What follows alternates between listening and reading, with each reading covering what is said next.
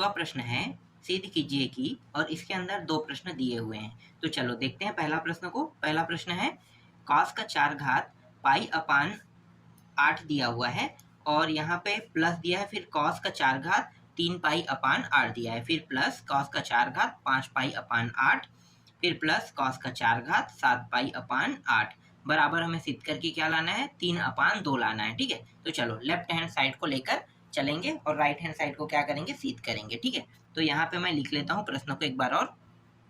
cos का 4 घात पाई अपान 8 plus cos का 4 घात 3 पाई अपान 8 प्लस cos का 4 घात 5 पाई अपान 8 प्लस cos का 4 घात 7 पाई अपान 8। ठीक है, ये प्रश्न है। चलो हल करते हैं। तो देखो ये वाला जो मान है इसको जैसा वैसा रख लेते हैं दोनों को। ठीक है, इसमें कोई भी चेंज नहीं करेंगे। तो cos का 4 घात पाई अपान 8 जैसा वैसा रहेगा, यहाँ भी cos का 4 घात 3 पाई अपान 8 जैसा वैसा रख लेते हैं। ठीक है, अब ये वाला जो मान है इसको और कैसे लिख सकते हैं, 5 पाई अपान 8 को। देखो 5 पाई अपान 8 को हम कैसे लिखेंगे, तो मैं यहाँ पे आपको बता देता हूँ। प्लस cos का 4 घात पुस्तक के अंदर में लिख लेते हैं। ठीक है, इसको हम लिख लेते हैं 8 पाई, ठीक है, माइनस 8 पाई माइनस कितना हो जाएगा, 3 ना, 8 पाई माइनस 3 पाई, ऐसा हम लिख सकते हैं। देखो जब मैं घटाऊंगा तो कितना आना चाहिए, 5 पाई आना चाहिए। तो 8 पाई माइनस 3 पाई मैं ऐसे लिख लेता हूँ। ठीक है, अपान ये कितना हो गया, 8 हो गया। ठीक, तो इस तरीके से मैं इसे लिख लेता हूँ। सेम ऐसा ही इसको भी लिख लेते हैं, cos का 4 घात, और ये 7 पाई अपान 8 को भी लिख लेते हैं। तो इसको लिखेंगे तो ये हो जाएगा 8 पाई माइनस कितना घटाएंगे, एक ही पाई घटाएंगे ना, तभी तो 7 आएगा। ठीक है, कितना घटाएंगे, देखो 8 पाई मैंने लिखा, 8 पाई में मैं एक पाई घटा रहा हूँ तो कितना आ रहा है, 7 आ रहा है, और ये रहा 8। ठीक, इस तरीके से। फिर cos का 4 घात पाई अपान 8 प्लस cos का 4 घात 3 पाई अपान 8 प्लस, अब इसको अलग अलग कर लेते हैं ना, तो cos का 4 घात और एक हिस्सा हो जाएगा 8 पाई। ठीक है, तो यहाँ पे 8 पाई अपान 8 ऐसा कर लेते हैं, फिर माइनस 3 पाई अपान 8, इसे 2 हिस्सों में अलग अलग कर लेते हैं। ठीक है, फिर प्लस cos का 4 घात, इसको भी वैसे ही कर लेते हैं, 8 पाई अपान 8 माइनस पाई अपान 8, इस तरीके से। cos का 4 घात पाई अपान 8 प्लस cos का 4 घात 3 पाई अपान 8 प्लस cos का 4 घात, अब यहाँ पे देखो ये 8 और ये 8 कट गया, तो बचा क्या, पाई बचा, माइनस 3 पाई अपान 8, यही बचेगा बिल्कुल। फिर प्लस cos का 4 घात, ये 8 और ये 8 ये भी कट गया, बचा क्या, पाई माइनस पाई अपान कितना बचा, 8 बचा। ठीक है, इस तरीके से cos का 4 घात पाई अपान 8 प्लस cos का 4 घात 3 पाई अपान 8।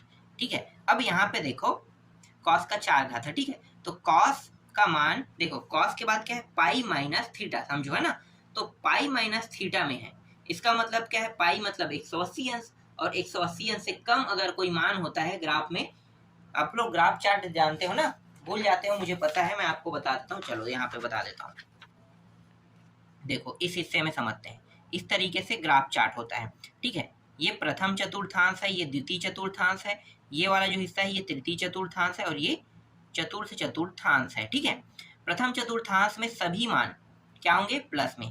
ठीक है, ये 0 से लेके कहाँ तक जाते हैं, 90 तक, 0 से लेके 90 तक, फिर ये 180, फिर ये 360। ठीक है, ये एक चरण हो गया। अब यहाँ पे दूसरा चरण क्या है कि ये जो है 360 क्या होता है, 360 प्लस थीटा भी यही होता है ना, जैसे कि ये 90 प्लस 90 माइनस थीटा होता है, क्योंकि 90 से कम है तो 90 माइनस थीटा और 360 प्लस थीटा, 2 मान बन के होते हैं। ठीक है, फिर एक मान होगा यहाँ पे 90 प्लस थीटा और 180 माइनस, क्योंकि 180 से कम है तो 180 माइनस थीटा होता है। इसमें सभी मान क्या होते हैं, प्लस में होते हैं, जबकि इसमें दो मान प्लस में होते हैं, कौन कौन सा, एक साइन होता है और एक होता है कोसेक होता है।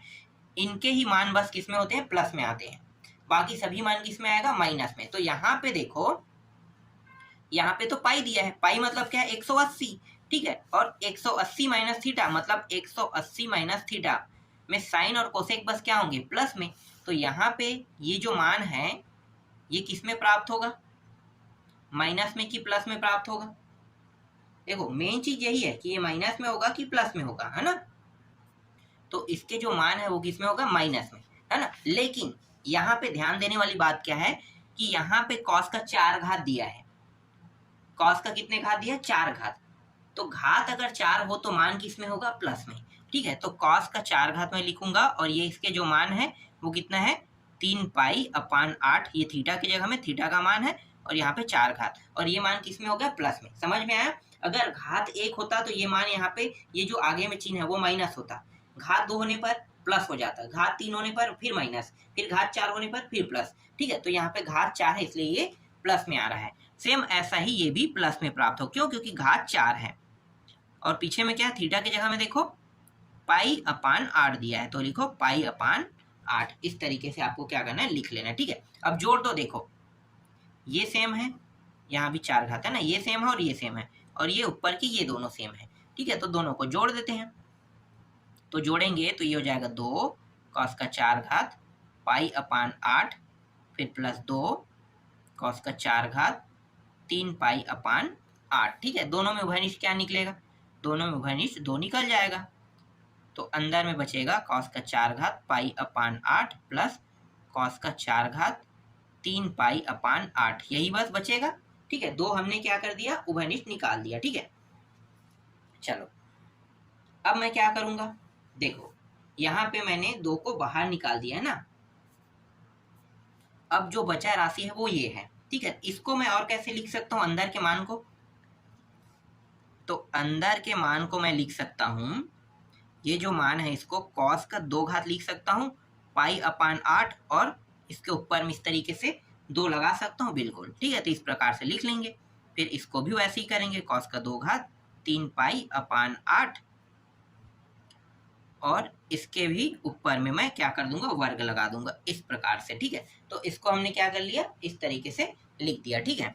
अब ध्यान दो यहाँ पे क्या है, ये कॉस का वर्ग पाई अपान 8 दिया हुआ है, ठीक है, दिया हुआ है। तो ये जो है इसका सूत्र आपको पता है, नहीं पता होगा तो मैं बता देता हूँ, देखो 1 प्लस, एक मिनट, 1 प्लस नहीं बता दो, कॉस स्क्वायर थीटा लिखो, कॉस स्क्वायर थीटा, ठीक है।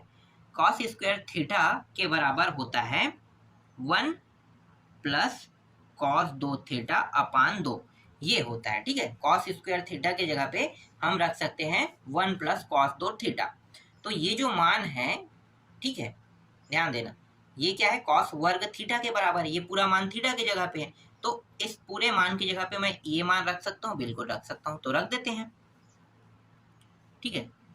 देखो तो 2 इसके जगह पे रखूंगा 1 यहाँ से, फिर प्लस, फिर कॉस 2, ठीक है। इसके बाद थीटा की हम क्या है, पाई अपान 8 है ना, तो यहाँ पे मैं इस तरीके से गुणा करके पाई अपान 8 लिख देता हूँ।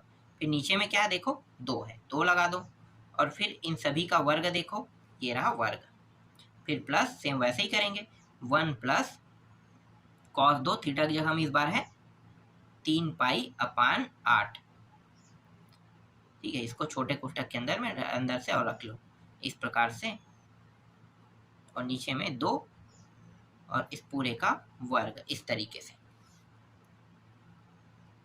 2 1 प्लस ये 2 और ये 8 कट गया, 2 एकम 2 चौके, तो बचेगा कितना, कॉस पाई अपान 4 बचेगा ना, तो कॉस पाई अपान यहाँ पे सिर्फ 4 बचा, और नीचे में बचेगा 2, और इनका वर्ग भी रहेगा, फिर प्लस यहाँ भी सेम वैसे ही होगा, 1 प्लस 2 और ये कट गया, ठीक है। तो बचेगा क्या, 3 पाई अपान 4 बचेगा, तो यहाँ पे कॉस 3 पाई अपान ये रहा 4, और नीचे में 2, और इसका ये रहा वर्ग, ठीक है। इस तरीके से यहाँ तक बन गया, ठीक है। यहाँ तक आपको समझ में आया होगा, कोई भी डाउट नहीं होना चाहिए, मैं आप लोगों को बहुत ही बारीकी से समझा रहा हूँ, ठीक है। चलो देखते हैं, अब यहाँ पे देखो कितना है, 2 है, ठीक है, और ये 2 का वर्ग है, तो 2 और 2 कितना हो जाएगा, 2 बार करेंगे 4 हो जाएगा, यहाँ भी 2 और 2 कितना हो जाएगा, 4 हो जाएगा, है ना। वर्ग है तो मतलब क्या है, नीचे का मान 4 बन जाएगा। तो मैं क्या करूंगा, यहाँ पे ऊपर में पहले से 2 है और नीचे में क्या है, ये 2 है, तो मैं इन दोनों पदों में 2 है ना, और वर्ग करेंगे तो ये 4 और ये 4 बन जाएगा। तो मैं क्या करूंगा, ये 4 बनाने के बाद ये रहा मैंने निकाल दिया, समझो, तो बाहर आ गया। अब ऊपर में मान क्या बचा, यही बस मान बचा है ना, ये 2 हट गया है, देखो अब 2 हट गया, यहाँ पे भी 2 हट गया, क्यों, क्योंकि 2 का वर्ग करने पर 4 तो होगा ही। तो मैं क्या कर दिया, यहाँ पे बाहर ला दिया, ठीक है, मैंने बाहर ला दिया, बचा क्या, 1 प्लस कॉस पाई अपान कितना बचा है, 4। तो पाई अपान 4 के जगह मैं क्या करूंगा, मान रख दूंगा, ठीक है। तो 1 फिर प्लस कॉस पाई अपान 4, इसका मतलब क्या होता है, पाई का मान 180 अंश, 180 अंश को 4 से भाग दे दो, तो कितना होगा, 45 अंश, है ना। तो कॉस 45 अंश का मान कितना होता है, 1 अपान करनी 2 होता है, ठीक है, कितना होता है, 1 अपान करनी 2 होता है, और इसका वर्ग भी रहेगा।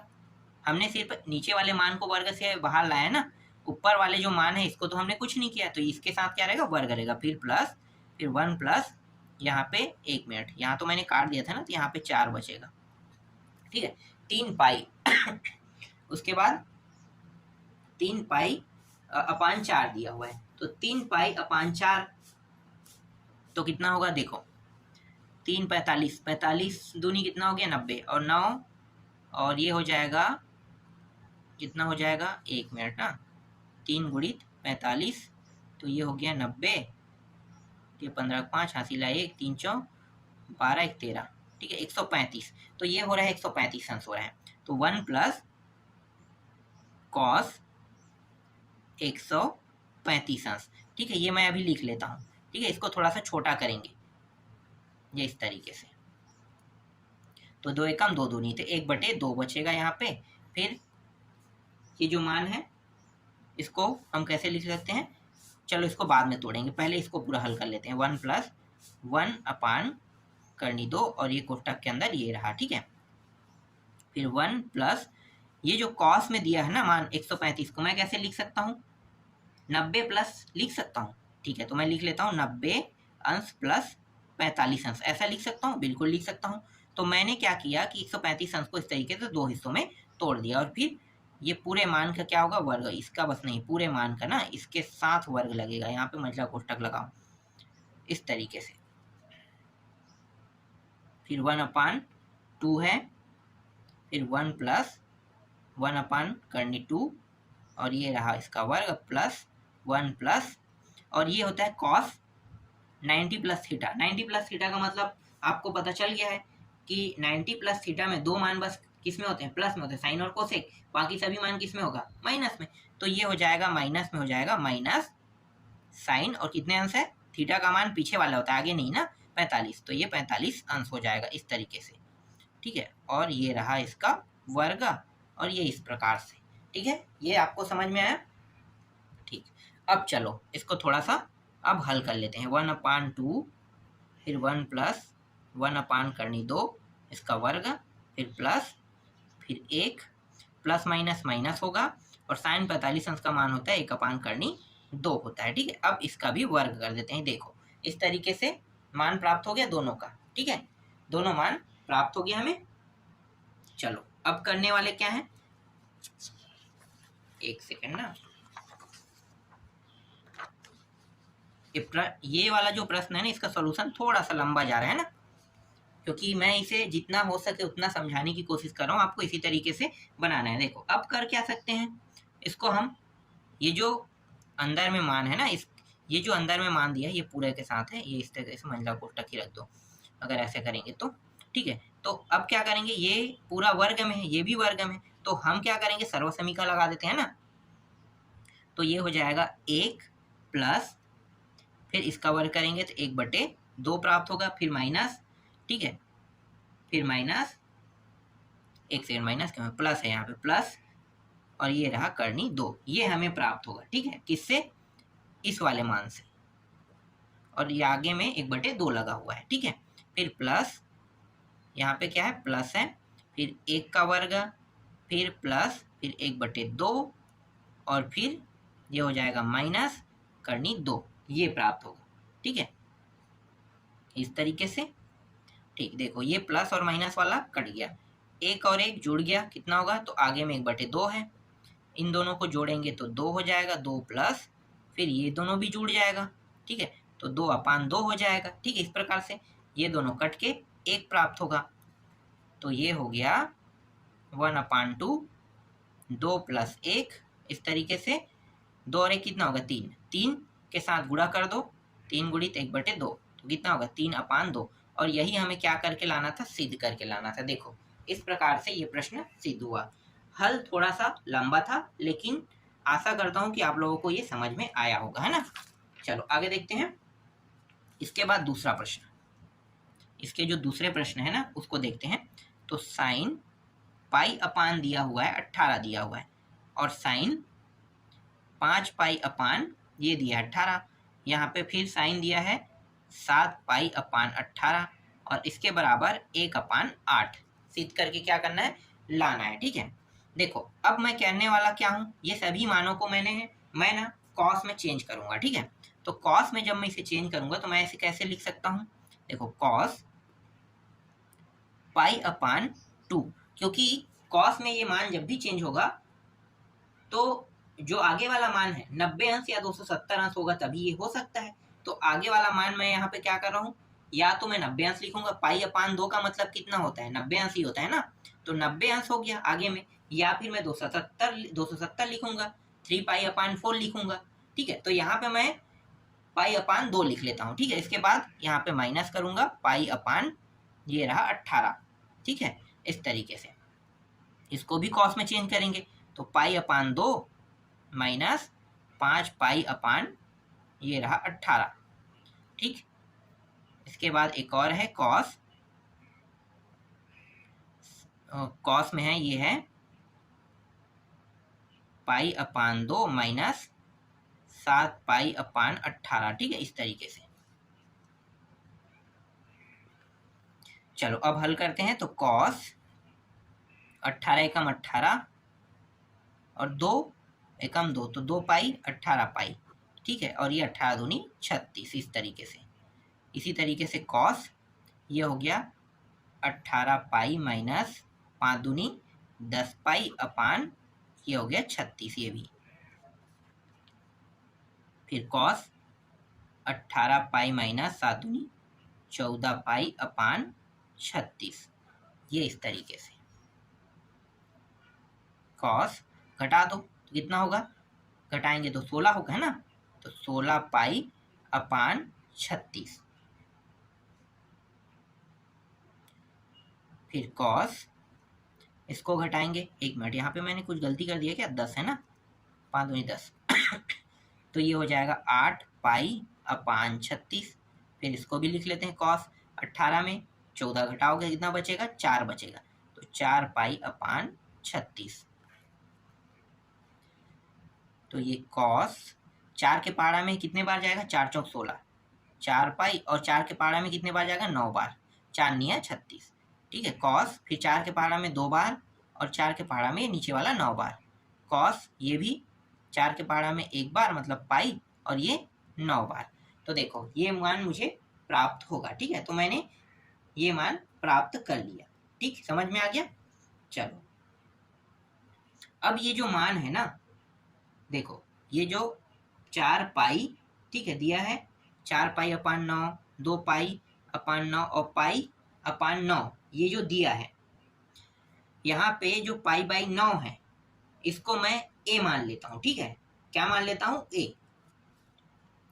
तो ये पूरा मान a जब मैं मानूंगा तो यहाँ पे क्या है, 4 इसके साथ गुणा में, तो 4a होगा, क्योंकि मैंने 4/9 को मैंने क्या माना था, मतलब पाई/9 को मैंने क्या माना था, a, तो ये हो गया a, 4a कॉस 2a फिर कॉस a, ठीक है, ये बन जाएगा। समझ में आया, किसको मैंने माना था, a बराबर पाई/9, ठीक है। तो ये जो पाई/9 है इसको मैंने क्या मान लिया, a मान लिया, ठीक, ये आपको समझ में आया।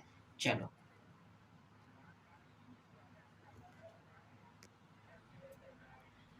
अब ये जो कॉस का 4 घात है इसको मैं और कैसे लिख सकता हूँ, तो देखो इसको मैं लिख सकता हूँ कॉस 2 का 2 घात a, ऐसा लिख सकता हूँ, बिल्कुल। फिर कॉस 2a फिर कॉस a।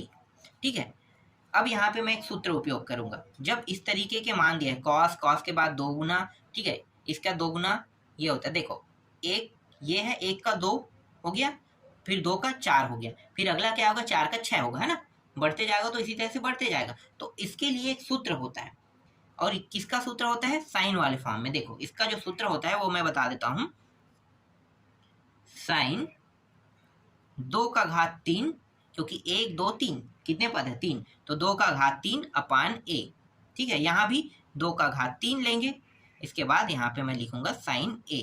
ठीक है, ये सूत्र हम क्या कर रहे हैं, यूज कर रहे हैं। ये क्या है, एक सूत्र है, कितने हैं, 1 2 3, तो ये साइन हो गया 2। ठीक है, 2 के घात में कितना लग गया, 3 लग गया, इसीलिए। ठीक, यहाँ पे भी 2 का घात 3 यहाँ पे आ जाएगा, फिर साइन है, इस तरह से आपको क्या करना है, लिखना है। अब ये जो साइन है, ठीक है, कितना हो जाएगा, 2 का घात 3 मतलब 8, तो ये 8 a हो गया, फिर ये हो गया 8, और ये रहा साइन a। ठीक है, ये आपको समझ में आया। ठीक है, अब इसको और कैसे लिख सकते हैं, देखो इसको ऐसे लिख सकते हैं, साइन 9a माइनस a, ऐसा मैं लिख सकता हूँ, बिल्कुल लिख सकता हूँ। ठीक है, तो इस तरीके से मैं लिख लेता हूँ। ठीक है, फिर 8, फिर ये रहा साइन a, फिर इसके बराबर ये हो गया 9a। तो ये जो यहाँ पे क्या है, 9a दिया है, इसको मैं इस बार कुछ मान लेता हूँ।